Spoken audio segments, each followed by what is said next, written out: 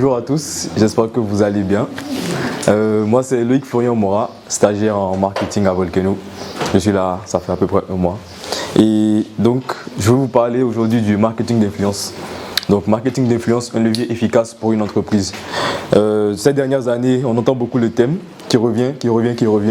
Mais qu'est-ce que c'est en réalité? Le marketing d'influence, qu'est-ce que ça englobe? Quelles sont les théories et quels sont les outils qu'on peut utiliser en fait pour faire du marketing d'influence? Donc déjà, le marketing d'influence, c'est comme du marketing classique, à la différence que nous utilisons une personne, notamment un influenceur, pour pouvoir toucher une cible. Donc le marketing classique consiste à faire vendre notre produit et à travers une personne, à vendre notre produit facilement avec des gens. Sauf que là, on passe par un influenceur. Un influenceur, c'est une personne qui a déjà une communauté de personnes qui le suivent. C'est des personnes qui ont beaucoup d'abonnés, en général sur les réseaux sociaux, ou soit des personnes qui sont des leaders d'opinion. C'est-à-dire qui ont beaucoup de personnes qui les suivent et qui comprennent en fait leur mindset. Donc l'entreprise va passer par ces personnes-là afin de pouvoir promouvoir leurs produits ou leurs services en fonction de ce qu'ils font dans l'entreprise. Donc en chiffres, ça donne quoi? Donc en 2022, selon HubSpot, voici quelques chiffres en fait du marketing d'influence.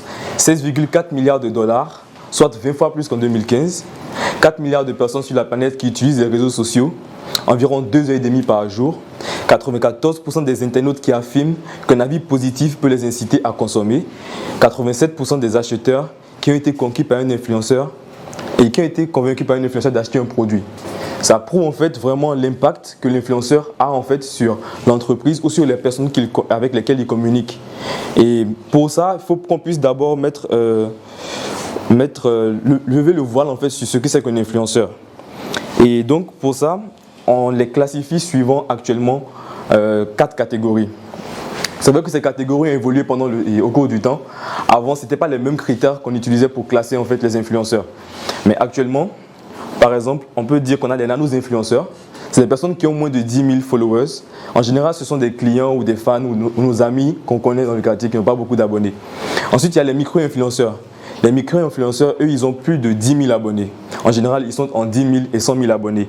Et ça, c'est souvent des personnes, des vlogueurs passionnés, des super fans qui, sur leur page de réseaux sociaux, communiquent d'un sujet qui les passionne, d'un truc qu'ils aiment bien, d'un truc qu'ils aiment bien faire. Ensuite, les macro-influenceurs. Les macro-influenceurs, ils ont dépassé la barre des 100 000 followers. C'est des personnes qui sont des stars en fait sur les réseaux sociaux en guillemets et qui proposent du contenu divertissant en général à leurs fans, à leur public. Et après, nous avons les méga-influenceurs. Plus d'1 million de followers. En général, c'est des stars. Elles regroupent plein de catégories de personnes, artistes et tout ça. Donc, quelques exemples. Là, on a nano-influenceuse sur Instagram et sur Twitter. Moins de 10 000 abonnés, mais quand même ça permet de prouver qu'en fait, qu'il y a un certain intérêt en fait, à ce qu'elle produit comme contenu.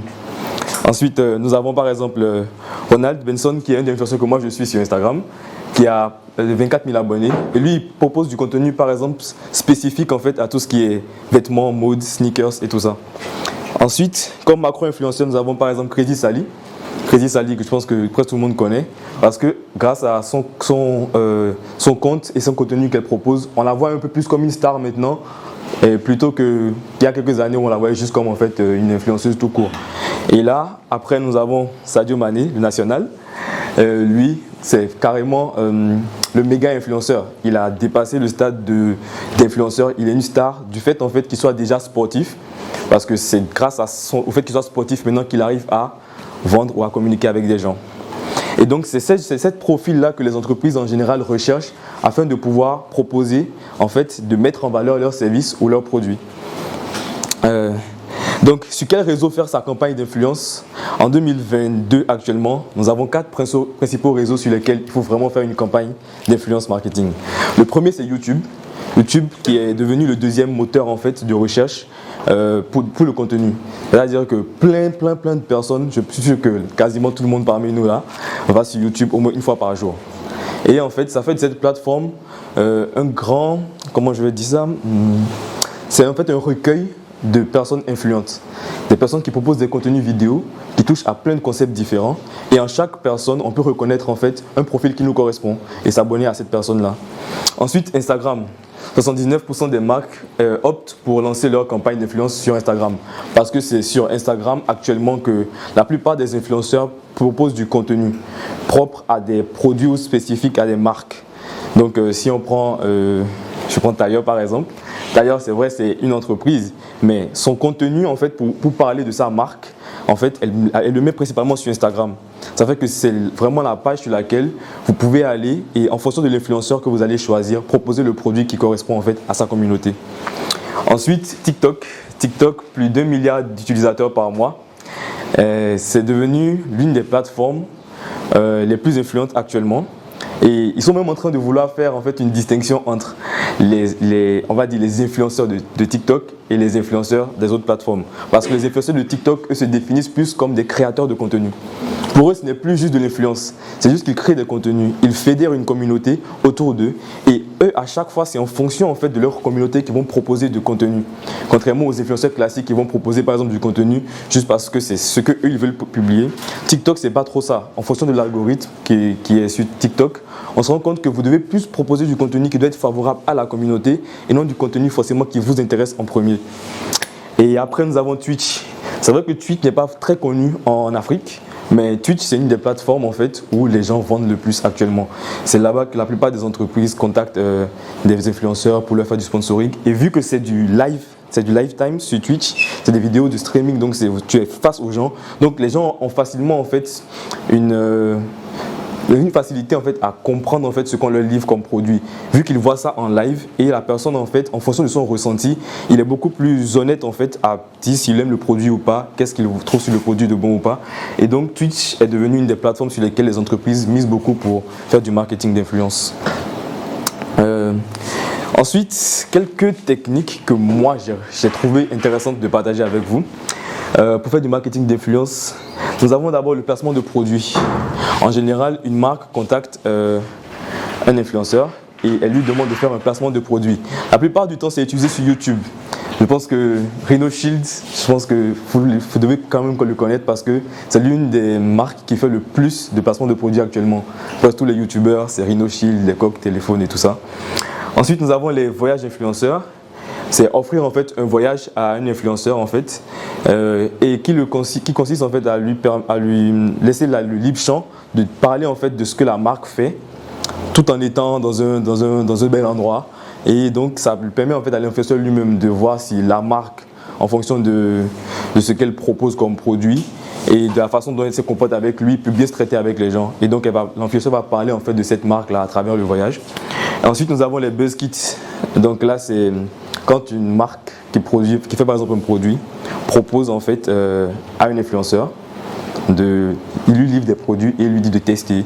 Et donc l'influenceur, s'il aime bien le produit, il peut prendre la photo, mettre sur son feed, demander aux gens de liker ou bien demander aux gens d'aller acheter le produit, les recommander d'acheter le produit et tout ça. Bon, ensuite, mettre en place une stratégie marketing.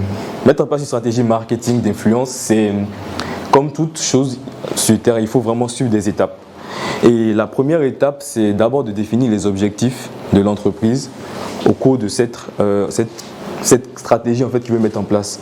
Savoir est-ce que l'entreprise veut en fait, avoir de la notoriété, est-ce qu'elle veut convertir ses prospects, est-ce qu'elle veut juste susciter de l'intérêt. Donc il faut définir des objectifs spécifiques avant de pouvoir lancer une campagne de marketing. Ensuite, définir un budget, vérifier la cohérence entre la cible et l'influenceur, trouver un accord avec l'influenceur, le récompenser après et ensuite suivre et analyser les résultats de la campagne marketing. Maintenant là, j'ai une question intéressante pour vous. Déjà, quel type de contenu, c'est déjà là donc. Quel type de contenu vous pensez qui peut être adapté à un certain type d'influenceur? Si par exemple je prends les méga influenceurs dont j'ai parlé tout à l'heure, quel contenu pensez-vous, quel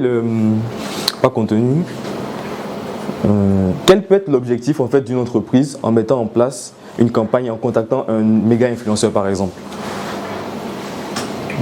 Personne n'a une idée? Notoriété. Ouais, notoriété. Donc la notoriété, en fait, bon finalement je vais passer dessus. La notoriété, en fait, c'est ce sur quoi les entreprises vont miser lorsqu'elles vont contacter un méga influenceur. Quand elles contactent un méga influenceur, elles ont besoin en fait que cet influenceur-là parle de leur marque, sans forcément en fait qu'il en dise trop. Et donc lorsqu'ils contactent l'entreprise, c'est l'influenceur à son gré en général qui décide s'il va publier ou pas le contenu de la marque. Pour les macro-influenceurs, c'est susciter l'intérêt. Donc quand une entreprise contacte un macro-influenceur, c'est parce qu'elle veut que les abonnés de l'influenceur soient intéressés juste par leurs produits. Pas forcément parce qu'elles veulent vendre, mais juste pour susciter l'intérêt en fait des gens. Ensuite, les micro-influenceurs, c'est ceux que les entreprises contactent le plus. Parce que grâce à ces influenceurs-là, ils arrivent à susciter l'engagement de la population, bon, des abonnés en fait, par rapport aux produits de l'entreprise. Les micro-influenceurs, vu qu'ils ont eu à mettre en place leur communauté et qui sont très actifs sur les réseaux pour pouvoir continuer d'être en contact avec eux, lorsque vous les contactez pour vendre un produit ou un service, ils ont beaucoup plus de facilité à discuter de ça avec leur communauté. Et donc, ça fait que lorsque les micro-influenceurs réussissent à intéresser les abonnés à votre contenu, et donc là, pour pouvoir en fait faire du marketing d'influence sans forcément avoir à dépenser un budget, il faut toujours se rappeler que les premiers influenceurs qu'on a, ce sont en fait nos collaborateurs. Et ça a un nom, c'est une forme de marketing d'influence qu'on appelle l'employé avocati. Et en fait, par cette méthode-là, vous faites participer en fait vos collaborateurs à la vie de l'entreprise, à la vie de la marque. Donc ça leur permet en fait, en général pour l'entreprise elle-même, ça leur permet en fait d'avoir un déploiement plus important. Donc si chaque personne qui est ici publie par exemple un produit que Volcano a mis en place, en fonction de son réseau, s'il est nano-influenceur, micro-influenceur, macro-influenceur, il va toucher plus de personnes. Et généralement, nous en Afrique, c'est comme ça qu'on fonctionne. On fonctionne plus avec du bouche à oreille. C'est-à-dire que lorsque tu vas pouvoir toucher quelqu'un, tu es sûr que tu vas toucher au moins 2 ou 3 personnes de sa communauté. Et c'est pour ça en fait que les entreprises doivent faire participer beaucoup plus leurs collaborateurs. Ensuite, ça permet d'afficher un front uni. Donc pour tout le monde, l'entreprise a un bon mindset, a un bon style de fonctionnement et les collaborateurs sont épanouis. Donc si on fait une publication demain sur Volcano et que tout le monde publie ça sur Volcano, tout le monde sera intéressé parce qu'on se dit ah mais Volcano ils sont à l'aise avec leurs collaborateurs, les collaborateurs publient le contenu de Volcano et ça peut permettre de vendre s'il y a des produits à les vendre aussi. Ensuite un investissement des employés dans la vie de l'entreprise, ça fait que les employés sont beaucoup plus au courant de ce qui est fait. Si par exemple c'est une entreprise de production, ceux qui en sont en général dans la partie production, qui s'occupent des machines et tout ça, en général, ils ne s'intéressent pas trop à la partie marketing de l'entreprise, pour l'entreprise fait pour commercialiser ses produits. Mais lorsque l'entreprise décide de faire en fait de l'employé avocati, même ces personnes peuvent être touchées en fait par les produits de l'entreprise et parler de ça en fait leur permet de se sentir beaucoup plus impactés et intéressés par la vie de l'entreprise et ça permet d'avoir une visibilité maximale parce que entre toucher un influenceur qui a peut-être 1 million d'abonnés, un méga influenceur, mais l'engagement en fait de ces abonnés ne sera pas aussi important et toucher 100 personnes de l'entreprise qui vont pouvoir parler des produits ou des services à leurs contacts, à leurs abonnés. C'est beaucoup plus intéressant en fait de passer par cette méthode-là. Ensuite, pour l'employé ou le collaborateur, ça permet en fait, pour les employés et les collaborateurs, ça permet en fait de créer une cohésion d'équipe. Donc, pour l'entreprise, ça permet d'afficher un front uni. Pour les collaborateurs, c'est une cohésion d'équipe. Donc tout le monde a envie de mettre la main à la pâte pour permettre que l'entreprise puisse prospérer. Ensuite, ça reflète un certain état et esprit d'entreprise. Ça veut dire que chacun se sent un peu plus responsable en fait du fonctionnement de l'entreprise, de s'il y a des ventes ou s'il y a d'autres choses à faire. Et ensuite, le travail du personnel branding, avec que chaque personne qui va devoir partager en fait du contenu sur l'entreprise va devoir lui aussi entre guillemets travailler sur son propre branding en fait. Parce que dire que tu travailles chez Volcano et publier le contenu de Volcano fait que lorsque d'autres personnes vont venir sur ta page, sur tes réseaux sociaux, ils seront intéressés à savoir mais qu'est-ce qu'il fait à Volcano exactement. Et ça fait qu'en fait ça augmente aussi petit à petit ton influence. Donc c'était tout pour ma présentation sur le marketing d'influence. Si vous avez des questions, des préoccupations, merci de partager.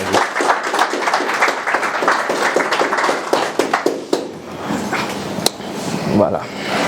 Comme il a dit, si vous avez des questions. N'hésitez pas.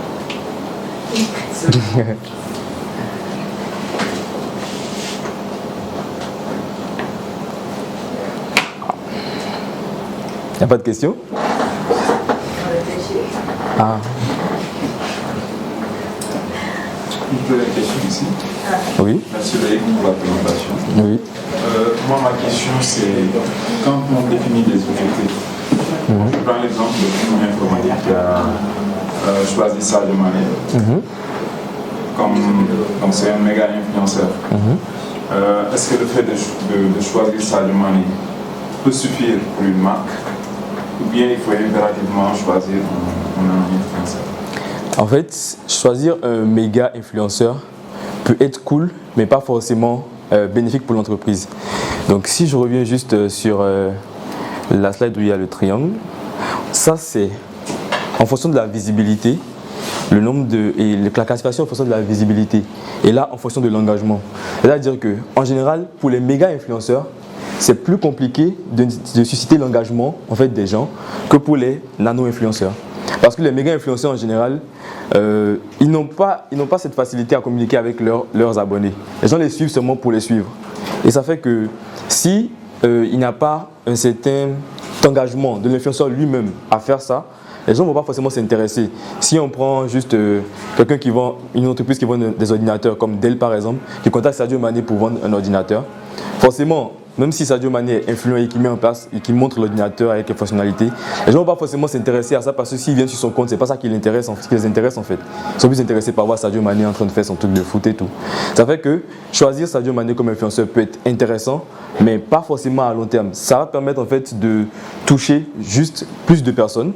Mais sur le long terme, c'est pas intéressant d'aller regarder le contenu de Sadio Mané qui parle des ordinateurs en fait. Je ne sais pas si tu vois un peu. Donc c'est un peu ça. Oui. Sadio Mané fait la pub, c'est pour rediriger ces personnes vers les pages ou vers le site de l'entreprise. Et donc l'objectif derrière, c'est que l'entreprise puisse capter ses utilisateurs. Exactement. Et donc il y a un gros travail qui doit être fait derrière. Même après avoir fait appel à Sadio Mané. Exactement. Par contre, si c'était un nano-influenceur qu'on avait pris, ce serait plus facile pour l'entreprise parce que lui, il va en parler forcément, puisque lui-même il est intéressé et vous l'avez contacté, il va beaucoup plus en parler. Il a des abonnés qui le suivent, à qui il propose du contenu. Donc, il sera amené tout le temps à leur parler pour leur dire ah, allez-y voir, il y a des produits qui est sorti et c'est intéressant, ça marche comme ci, comme ça. Et c'est pour ça que les micro-influenceurs sont beaucoup plus recherchés parce que eux, en général, c'est des personnes qui mettent tout ce qu'ils font en live. Donc leur ressenti en général, il le met même en story, il prend le produit, c'est en story qu'il le met, il fait ouais j'ai reçu de tel produit de ci, voilà c'est bon, c'est pas bon. Donc contacter un méga influenceur n'est pas forcément avantageux sur le long terme, ça permet juste de ramener, c'est juste bon pour le branding en fait, ça permet de ramener juste des gens pour qu'ils aillent checker vite fait, mais si c'est que vous voulez mettre en place vraiment une stratégie pour pouvoir convertir les prospects, c'est plus toucher les nano-influenceurs. D'autres questions? Oui. Merci Loïc pour la présentation. Ouais. En fait, j'avais une question, on avait déjà eu peut-être à discuter de ça, moi et toi. Est-ce que tu penses qu'il est d'une nécessité absolue pour une entreprise qui veut asseoir sa présence sur Internet et forcément penser au marketing d'influence? Pour moi, le marketing d'influence d'une entreprise doit se faire en interne d'abord, sans forcément que ce ne soit une stratégie, mais en interne. Parce que quand chaque personne de l'entreprise se sent concernée et qu'il republie les posts de l'entreprise, c'est déjà du marketing d'influence, juste à petite échelle. On ne va pas forcément mettre un budget aux personnes de l'entreprise pour dire voici votre budget pour la communication, non. Mais c'est toujours important en fait de mettre en place cette petite stratégie de marketing d'influence là pour pouvoir toucher plus de personnes. Maintenant, après, si c'est que tu veux mettre en place une grosse stratégie de marketing digital et de marketing d'influence, pour l'entreprise, ça peut être intéressant. Dans le sens où, en général, les entreprises de produits sont plus amenées à faire cela. Ça leur permet en fait de pouvoir vendre beaucoup plus. Je ne sais pas si tu vois. Donc, ce n'est pas une nécessité, c'est en fonction du type d'entreprise, en fait, ce que l'entreprise fait, en fonction de ses objectifs, qu'elle va définir si le marketing d'influence est bon et peut être adapté pour elle ou pas. J'ai une sous-question. Oui. Quels sont les critères pour toi, une sélection qu'une entreprise peut un peu cataloguer pour choisir un influenceur? Là, ça dépend en fait du mindset de l'entreprise. Pour moi, si une entreprise qui vend des chaussures va prendre un influenceur qui fait du jardinage Il n'y a pas de rapport. Il faut forcément trouver un influenceur qui fait dans le domaine de l'entreprise. Très souvent, les entreprises qui vendent des chaussures contactent des influenceurs qui sont dans la mode, qui sont dans tout ce qui est vêtements, tout ce qui est sneakers, pour mettre en valeur leurs produits. C'est ça. Oui? Quelles sont les caractéristiques d'un influenceur? Un influenceur. Un influenceur est caractérisé principalement par ses followers. Beaucoup plus ces dernières années, on se concentre sur les followers parce que c'est les gens qui sont abonnés à l'influenceur qui font sa communauté. Et plus un influenceur a une grande communauté, plus on peut le traiter d'influenceur parce qu'il quand même, en faisant de son contenu, il impacte des gens.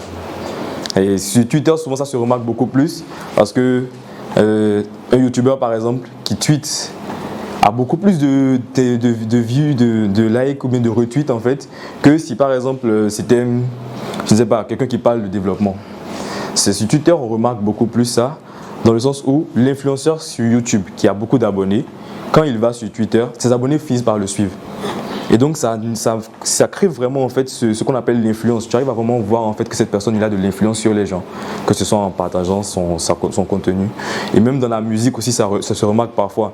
Les artistes en général, si je prends Rihanna qui est une très grande artiste, aujourd'hui si Rihanna poste un truc sur un sujet qui l'intéresse, tous ses abonnés vont vouloir aller voir ce qu'elle produit.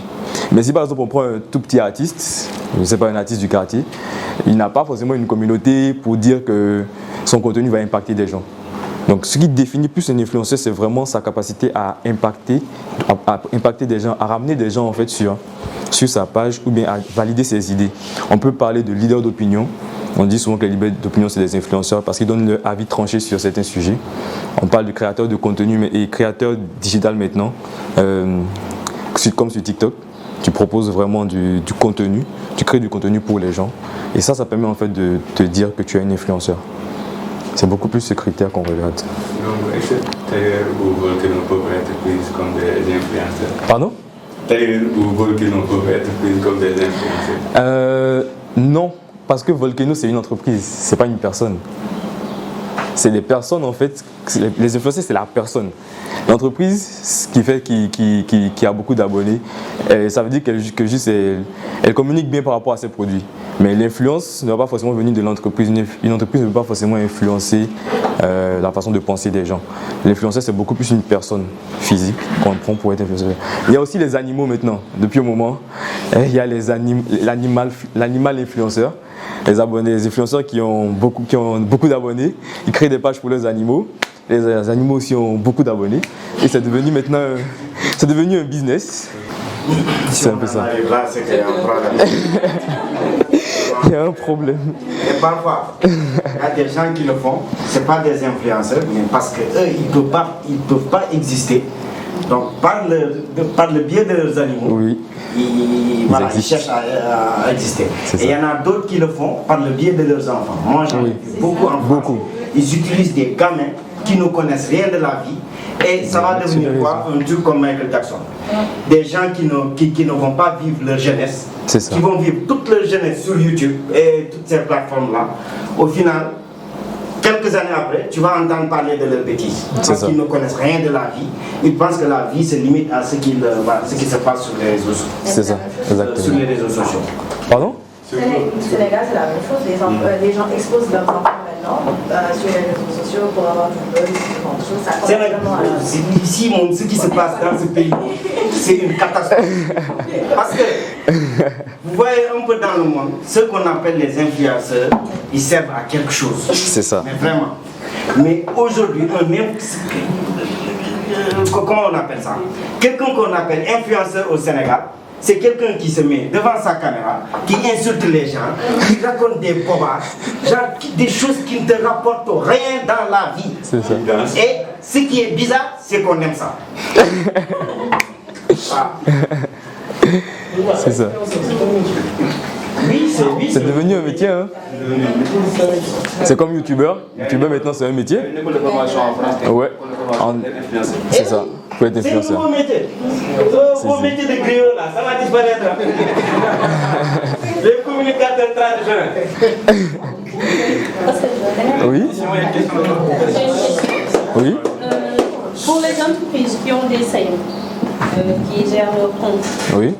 Sur les réseaux sociaux, on peut les considérer comme des influenceurs? Bon, si par exemple je prends le compte de Volcano, nous on publie le contenu de Volcano, mais nous on n'est pas influenceurs. Tu vois? Ça fait que le CM d'une entreprise n'est pas forcément un influenceur. C'est juste quelqu'un qui a une bonne appréhension du marketing et qui connaît les outils qu'il va utiliser en fait pour pouvoir toucher les gens. Mais il n'est pas forcément un influenceur. Le marketing d'influence a existé avant Internet. Avant Internet. Ah, tu me ramènes à quand j'étais pas né. Hein. Franchement, je ne peux pas répondre à cette question parce que je n'ai pas poussé ma recherche aussi loin. J'ai poussé ma recherche. Pas en ligne. Oui, probablement pas en ligne. Oui. Oui, je pense que ça pas en ligne. Est-ce qu'il y a des influenceurs? Oui, je pense qu'il y en a quand même. Je pense que même à l'époque, il y en avait parce que si je prends les marques de vêtements de l'époque, qui ont grandi maintenant aujourd'hui, Gucci, tout ça, à un moment donné, ils ont dû quand même forcer les personnes à porter leurs vêtements. Sans pour autant que ces personnes aient de l'influence sur les réseaux, mais quand même que ces personnes-là étaient impactantes pour la communauté de l'époque. Donc il y a sûrement eu du marketing d'influence quand même à une certaine époque. Avec beaucoup plus, c'est avec la génération Z, la génération Alpha qu'on remarque en fait ce pic du marketing d'influence autour d'une personne, et les réseaux sociaux qui ont évolué font que c'est plus facile de voir quelqu'un qui devient influenceur comme ça. Est-ce que influencer, est-ce que, parce que en fait ça a rapport avec une question qui va venir, est-ce que influencer c'est par exemple avoir le pouvoir de vendre par exemple un produit ou n'importe quoi à des gens qui te regardent en fait? C'est là que depuis ces derniers temps, on essaie de changer un peu le sens du mot. Parce que influencer en général, c'est avoir de l'impact sur les gens. Mais sur les réseaux sociaux, on remarque que ce n'est pas forcément ça. En général, les gens ont leur avis tranché aussi eux-mêmes par rapport à des contenus. Ça fait que vu que c'est souvent derrière nos téléphones, si un influenceur que tu suis dit quelque chose qui ne te plaît pas, tu dis toi-même que tu n'aimes pas. Donc on ne peut pas dire actuellement que les influenceurs sont vraiment des influenceurs. C'est pour ça qu'actuellement ils sont en train de vouloir migrer vers le thème créateur de contenu ou leader d'opinion. Parce que les leaders d'opinion, eux, ils dirigent seulement l'idée de tout le monde par rapport à un sujet, mais ce n'est pas forcément eux qui dictent l'idée des gens. Donc l'influenceur actuellement, on ne peut pas dire que c'est vraiment au sens propre du terme influencer les gens. Parce que bon, j'ai vu dans mon production cinématographique,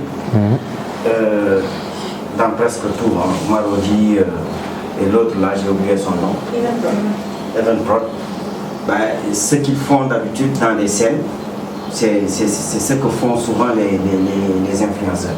Je prends l'exemple de la série là, comment ça s'appelle encore? Polygame. C'est pour ça que j'ai arrêté de regarder, j'aimais bien. Et Pod et Marichou aussi, c'est pour ça que j'avais arrêté de regarder, parce qu'ils prennent des scènes entières dédiées à la publicité. Est-ce que ça, on peut l'appeler de l'influence en fait? Parce que là, moi, par rapport à ce que tu as dit, pour moi, là derrière, c'est une entreprise qui est derrière et qui, par sa production, qui essaie d'influencer les gens à utiliser ou à acheter un produit. C'est ça. Là, c'est une stratégie, c'est ce dont on avait parlé tout à l'heure, c'est en fait, je rappelle le nom, placement de produit, exactement. C'est le placement de produit en fait. Et c'est ça qui fatigue un peu les gens, même sur YouTube récemment. Parce qu'à un moment donné, YouTube, c'était une plateforme vraiment cool. Tu regardes ta vidéo du début à la fin, mais de plus en plus, les vidéos, c'est beaucoup de placements de produits. Et c'est parce que les placements de produits en général ne sont pas régulés en tant que tel. Il n'y a pas vraiment des normes dédiées à ça en fait. C'est ça qui fait qu'en général les gens en abusent un peu. Ils vont passer leur temps à mettre leurs produits un peu partout. Et c'est ça qui dénature aussi pour moi la qualité parfois du contenu de certaines personnes. Il y a des youtubeurs par exemple que je suis, mais du moment où je vois qu'il fait trop de placements de produits et que finalement il ne se concentre que sur ça, parce qu'il sait que ça va lui rapporter de l'argent, finalement lui-même il perd en fait sa nature propre, le sens de ses contenus. Je pense qu'il y a beaucoup d'influenceurs qui tombent dans ce piège. Exactement. Et voilà, les gens les connaissent et les admirent pour quelque chose. Oui. Au final, tout leur contenu tourne autour de produits. Essayer de, voilà, c'est ça. De convaincre les gens à faire telle ou telle chose. C'est ça. Et c'est là où ce n'est pas parfois bon parce que, après, si je prends en Europe où le YouTuber c'est devenu vraiment un travail, si tu avais du bon contenu que tu publiais et que du jour au lendemain on se rend compte que tu ne fais que parler d'un produit juste parce que tu n'as pas forcément des choses intéressantes à dire ou que tu ne veux pas forcément te casser à réfléchir à des concepts, tu finis par perdre en fait ta valeur auprès de ta communauté. Les gens vont se désabonner, tu vas perdre en influence et tu vas redevenir quelqu'un de normal entre guillemets. Créer du contenu là, c'est pas une chose facile. C'est ça. Il faut être très inspiré. C'est ça. Les gens prennent des mois pour aller se reposer, pour pouvoir avoir de nouvelles idées et après ils reviennent avec du contenu. Sauf qu'avec TikTok, par contre, c'est problématique. Parce que sur TikTok, si tu veux vraiment avoir beaucoup d'abonnés, il faut publier tout le temps. Dès qu'il y a une petite trend qui sort, tu dois faire la trend, publier pour que les gens voient que tu es quand même au parfum des actualités. Et souvent, ça fait que les influenceurs finissent par eux-mêmes se fatiguer. Et ceux qui font que danser et montrer leurs fesses là sur le... Est-ce que c'est des influenceurs? Non, franchement, vous tous dites la vérité. Moi, je ne suis pas sur TikTok. Franchement, ça ne m'intéresse pas. Mais les vidéos que je vois, tout le temps, c'est ça. Et à peine ça frise de la pornographie, quoi. Mais c'est une influence négative, finalement. Négative. Une influence sur les jeunes qui pensent que les jeunes pervers. Des jeunes filles ou jeunes garçons qui finalement pensent que ça c'est la norme, il faut se mettre, enfin, c'est une nouvelle manière de se mettre en valeur pour attirer l'attention des gens, ce genre de choses. Donc ils ont forcément une influence, mais une influence qui est négative. Négative, c'est ça. Mais après, Rihanna aussi, c'est connu pour des phrases pareilles, non? Souvent, le négatif attire plus. C'est ça. Ça, c'est connu partout dans le monde. La plupart des grandes marques, même parfois, utilisent le négatif pour pouvoir créer de l'intérêt en fait pour les gens. Du choc? Ouais. C'est gens. comme, je prends Adidas récemment. Kanye West a eu beaucoup de problèmes à cause des propos qu'il a dit sur Twitter et tout. Et ils ont utilisé ça pour pouvoir créer du compte, attirer les gens sur leur compte. Donc ils étaient en collaboration avec Kanye West. Donc Kanye West a changé de nom, il s'appelle Ye. Donc ils ont fait une publication où ils ont ajouté un B devant le nom et ça faisait Bye. Et donc ça maintenant ça a été republié un peu partout. Et Adidas ils ont fait Bye, juste pour dire qu'ils rompaient leur contrat avec Kanye West. Ils ont utilisé ça pour faire ça. J'ai déjà expérimenté ça il y a quelques années quand j'étais au lycée. En fait, quand j'étais avec des camarades de classe, on était dans le club Rêve. Donc, quand j'étais en première, on avait créé un journal qui s'appelait Sunukan. Donc, on a publié le journal, on était sérieux quoi. Des articles normaux, corrects, on parlait de tout. On n'a vendu aucun article. Aucun. Ça fait mal. Quand on est passé en terminale, bon, on s'est posé, on a dit, alors qu'on avait fait le tour des classes, on avait vendu le truc, on a fait toutes les classes, on a vendu le journal, mais personne n'a acheté. L'année suivante, on a dit qu'on va republier le journal, mais c'est ce que je dis d'habitude, quoi. On a essayé de savoir qu'est-ce qui a fait que l'année précédente, ça n'a pas marché. Et l'idée est venue de moi, j'ai dit, en fait, nous, on sait que pour que ces choses-là marchent, il faut choquer les gens. Donc, qu'est-ce qu'on a fait? Personnellement, j'ai écrit un article. Le titre, c'était « Élève ou con » par rapport à ce qui s'était passé l'année précédente. Et le second article, c'est un camarade de classe qui l'avait écrit et le titre, c'était « Professeur expert en leur matière ou en dohana ». On a publié le journal un mercredi à midi, avant midi et demi. Les 100 exemplaires étaient terminés. On est reparti chez le proviseur pour republier. Il a pris le temps de regarder le truc, il a dit non, je ne republie pas. C'est pour montrer un peu que ces choses-là, ça marche, mais il faut aussi que quand on l'utilise, voilà, que ça ne soit pas aussi choquant. C'est ça. Comment il a fait pour générer de l'argent? Je ne sais pas, mais je pense qu'avec ces sites-là, je pense qu'ils vous payent par rapport aux vues. Je ne sais pas, mais je pense qu'ils vous payent. Non, mais déjà, je pense que si on voit sa vidéo, tu vas les cliquer. gars ils vont aller maintenant, au lieu d'aller sur le site de ils vont aller voir ça sur YouTube ou quelque chose comme ça, sur la plateforme d'origine, quoi. Je pense que l'idée c'était d'attirer les gens vers lui, vers les plateformes sur lesquelles Tu n'as rien dit? Peut-être aussi que la plateforme rémunère. Le fait que la personne ose faire quelque chose que personne d'autre n'a pensé. Cette curiosité-là aussi peut pousser les gens à s'abonner, à regarder, à encourager transformer. c'est de la stratégie. Il peut aussi mettre une cagnotte, peut-être. Il peut aussi mettre une cagnotte que les gens puissent le soutenir. Ah oui. C'est comme ça. Par rapport à cette ingéniosité qu'il a eue, les gens peuvent aussi trouver ça intéressant. Et il dit qu'il a sauvé beaucoup de gens de la dépression dans ce genre de trucs. En faisant des maths. Ouais. Beaucoup de gens qui partaient pour s'aller se perdre un peu la tête lorsqu'ils ont vu ces vidéos, ils sont rentrés vers l'école. Ça aide. Ça aide. Hein? On va dire qu'il a eu de l'influence sur les gens. Au moins, la personne aurait appris quelque chose en maths en faisant son. Vous avez d'autres questions? Questions, suggestions, rapports? Oui?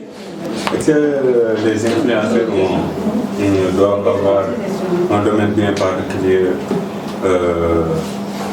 qu'ils parlent dans leur chaîne, quoi, au lieu de parler de n'importe quoi comme au Sénégal? D'être des journalistes, c'est aussi l'autre jour des artistes. Je ne sais pas, au Sénégal c'est vraiment mal organisé, je dirais. Ouais. Bon, moi, de ce que j'ai remarqué, généralement en Afrique, dans les contenus de YouTube, des personnes influentes en Afrique que je regarde, et même en Occident, ceux qui arrivent vraiment à percer, c'est ceux qui proposent un contenu en particulier. Donc, s'éparpiller sur tout type de contenu n'est pas avantageux. Souvent, c'est des personnes qui se concentrent sur un seul type de contenu, et dès qu'ils arrivent à le mettre en place, et qui sont à l'aise parce qu'eux-mêmes, c'est ce qu'ils aiment faire, c'est beaucoup plus facile pour eux en fait de générer des abonnés. Mais s'éparpiller sur tous les sujets fait que même pour les autres personnes qui peuvent venir sur ta page, ils ne vont pas te trouver intéressant. Les gens aiment bien s'abonner à des personnes qui sont concis dans ce qu'ils font et dans ce qu'ils disent. Et ça se remarque un peu chez tout le monde. En général, chacun ici sûrement ici a une personne dont le contenu, à chaque fois qu'il voit, il se dit non, je vais regarder ou je vais aller voir. Juste parce qu'il sait que la personne parle d'un sujet qui l'intéresse particulièrement.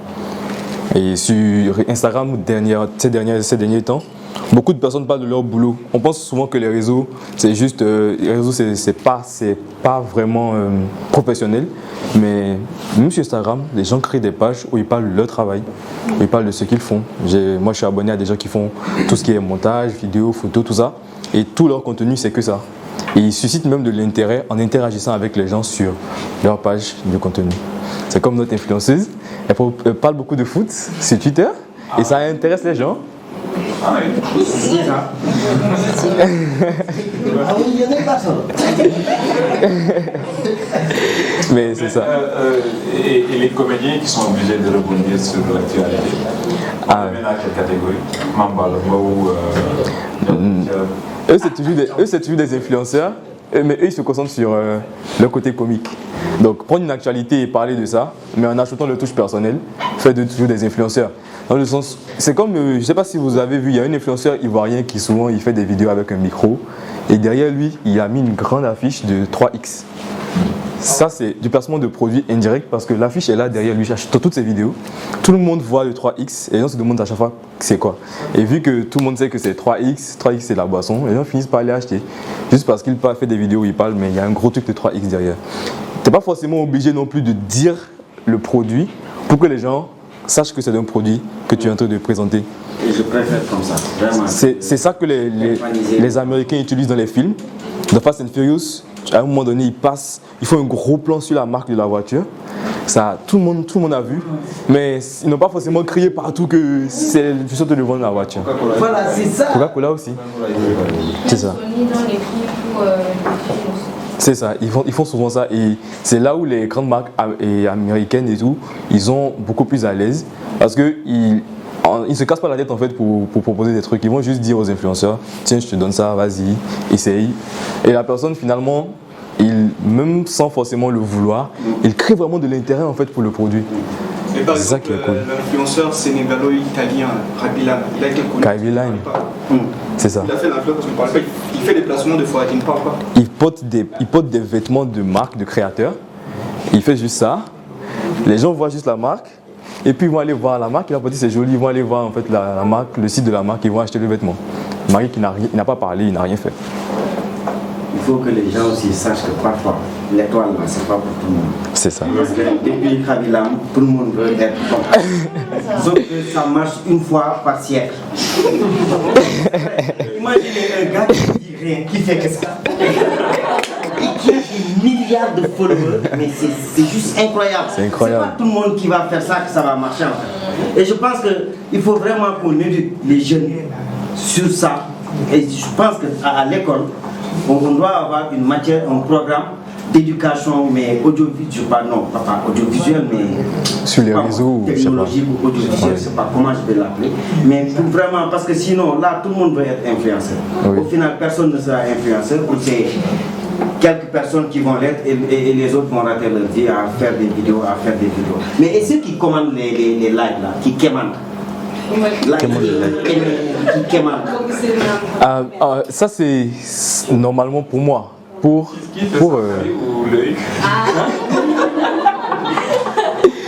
Même Volcano, Bakili, tout je vois. Likez. S'il vous plaît, likez. Non mais ça c'est.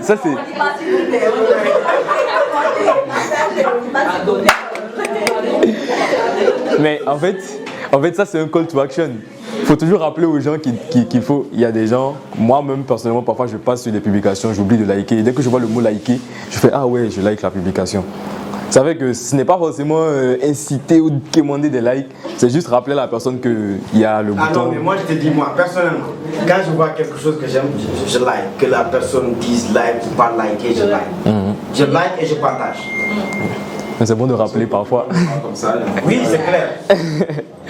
C'est bon de rappeler parfois. Les youtubeurs par exemple, quand ils finissent leur vidéo, malgré qu'ils ont beaucoup d'abonnés, il y a des gens ils ont près de 10 000 abonnés, mais à chaque fois dans les vidéos à la fin ils disent liker. Moi je zappe tout le temps.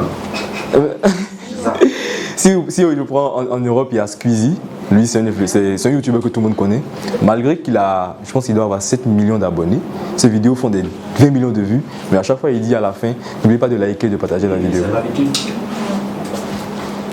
Oui. Elle avait une chance là. Oui. Merci de la présentation. Les slides sont vraiment très jolis, j'aime. Merci. Je voudrais savoir les avantages et les inconvénients du marketing d'influence. Les avantages du marketing d'influence, c'est que, en général, pour une entreprise qui a un budget à mettre dans la communication et qui passe par un influenceur, si l'influenceur il fait bien son travail et que c'est un influenceur qui est, on va dire, dans le même état d'esprit que l'entreprise, forcément ils vont quand même gagner en intérêt, ils vont quand même gagner en engagement des personnes en fait.